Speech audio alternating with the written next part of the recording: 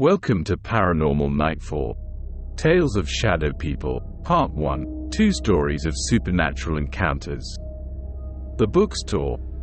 In the dim glow of his laptop, Mark Reynolds noticed the time blink to 3 a.m.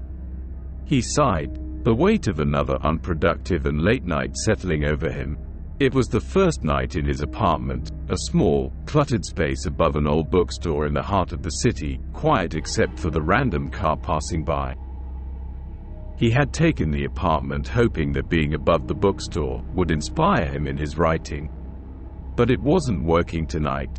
The area was a bit run down, but vibrant during the daytime with friendly people going about the day. Family-owned shops, a pizzeria, even a bodega offered enough for him. Mark was a freelance writer, working on a series of articles about urban legends and paranormal phenomena.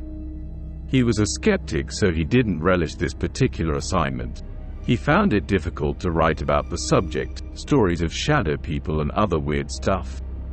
He had no frame of reference, having never experienced anything himself. His interviews that day were with people that appeared to be genuinely frightened.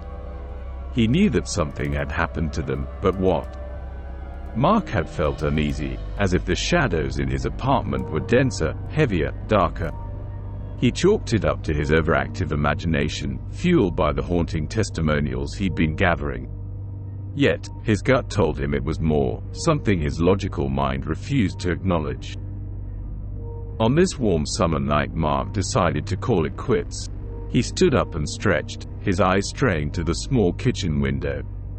There, in the reflection, he saw it, a tall, dark silhouette in the corner of the room.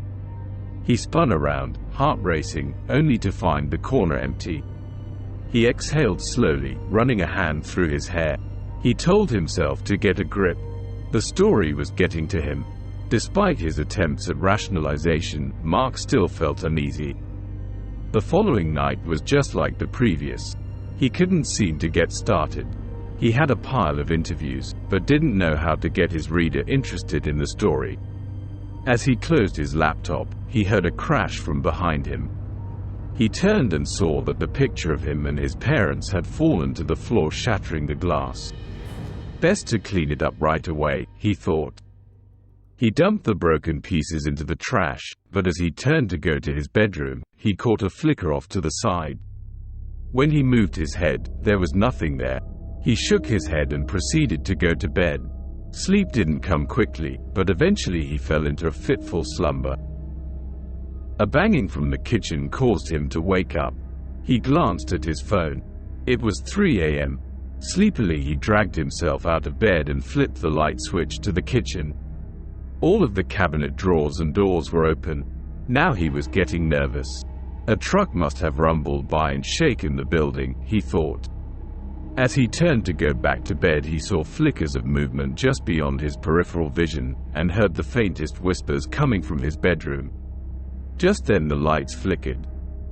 The lights in his apartment then went off. Armed with only the flashlight from his phone, Mark felt his way back to the kitchen to check the fuse box. As he passed the hallway mirror, the flashlight's beam caught another reflection. This time the dark figure was unmistakable, standing just behind him. He whirled around, his heart pounding in his ears, but again, there was nothing. The air grew oppressively cold, and Mark felt a chill that seemed to seep into his bones. The oppressive feeling of being watched, hunted, became unbearable. Panicked, Mark decided he needed to leave and find the building manager who lived in the building next door. He grabbed his keys and jacket, his mind racing as he opened the door. The hallway outside his apartment was dimly lit. He stopped. A dark figure now stood at the end of the hallway, its form more defined, almost solid. It appeared to be wearing a long trench coat and head top with a wide-brimmed hat from the 1950s. Mark's breath caught in his throat, every instinct screamed at him to flee, but behind him, his apartment felt even less safe. He was trapped. As the figure began moving towards him, a slow, deliberate glide, Mark's panic gave way to a surge of adrenaline-fueled clarity. He had an idea. He reasoned that light would repel them.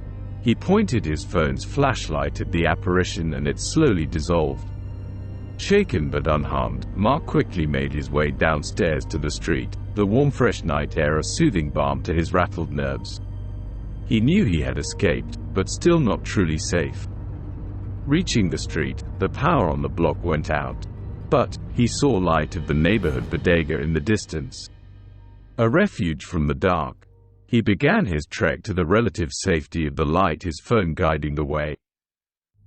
Mark quickened his pace, looking around as he did. Not paying attention to the ground below, he tripped over a large crack in the sidewalk. His phone landed on the pavement. He grabbed it with his hand and began to get up. As he stood brushing the dirt from his shirt and jeans, he saw the same dark figure blocking his path to safety. It towered over him, reaching out. He was frozen in place. Then his fight or flight response kicked in and he took a step back. But the shadow was too close. It grabbed his arms and lifted him up with strength only a seasoned weightlifter should have. He heard a guttural laugh as the creature began to pull him toward it. Before he knew it, he was enveloped in the shadow, stuck in its tight embrace. Cold permeated his body. He struggled to get free, but it held him tightly. As he felt his body begin to go numb, he prayed his phone still worked. With his remaining strength, he looked down and pressed the on button. The phone lit up dimly and he pressed the flashlight icon on the home screen. A piercing scream emanated from the shadow man and it slowly dissipated into the night.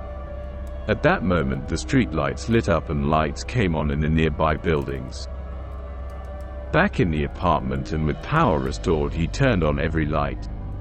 His article took on new life. He wrote about his experience as well as those of others. He understood what happened when confronted by the unknown. He never saw the shadow man again. Mark only stayed in the apartment until the article was finished.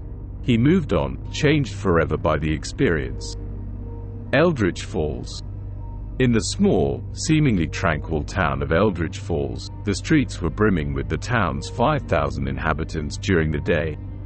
They scurried around greeting each other in a friendly manner, but when nighttime arrived, things were very different.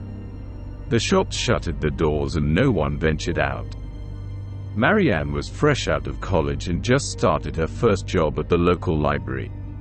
She hoped to use the position as a stepping stone until she got a job at a big city library. She was grateful for the opportunity, but wondered why they would hire someone with no experience. She arrived the day before with only a suitcase full of clothes. The town had given her a small old house just a short walk from the library. She had heard advice to not venture out at dark, but didn't understand why. No one would elaborate. That night she was working late, returning books to the stacks and getting organized. She lost all track of time until she looked down at her phone. It was 3 a.m. Surprised by the late hour, she suddenly felt tired. She packed up her things and thought about the ominous warning. She shook it off. This wasn't a crime-ridden town, so she decided that she could walk the short distance without incident. The last thing she did was to turn off the library's light. But as she looked back at the stacks, she thought she saw a dark figure lurking at the back of the fiction area. She wrote it off to lack of sleep and turned to leave. Marianne left through the two massive wooden doors and turned to lock them. She stopped as she began to turn at the sound of screams. Attributing them to an animal, she walked down the concrete steps and onto the sidewalk. She walked only a block when she heard the scream again. A sense of unease came over her. Her eyes adjusted to the dimly lit sidewalk and she continued on. But she couldn't get over the feeling that she was being watched. Shaking off the feelings as being a figment of her imagination, she continued on. Then Marianne heard footsteps behind her. She stopped and the footsteps stopped also. Whatever was following was matching her step by step. She glanced over her shoulder, but nothing was there, just fog and shadows. Marianne quickened her pace, eager to return to the warmth and safety of her home. Every so often she would look over her shoulder, but still nothing. Although the fog had now thickened. But as she walked, a darkness seemed to follow, slinking through the fog.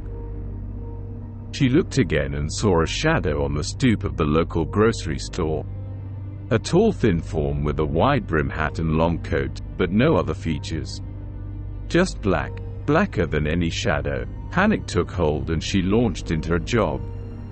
But the screams and footsteps were now getting closer and closer. Out of her peripheral vision she saw the other stoops of the local shops filled with dark, shadowy figures, all wearing the same clothing and all completely black. The figures stepped down from the stoops and began walking slowly toward her, silhouetted against the night, their presence an oppressive weight on her chest. Panic took hold, propelling Marianne forward as she attempted to escape the gaze of the apparitions. Now the sense of terror was too great. She began running and reached into her purse and pulled out her keys. One last glance and the figures were only a few feet away. She finally arrived and leapt up to the front porch. Keys in hand, she fumbled the front door lock as the footsteps now of many shadow people got closer.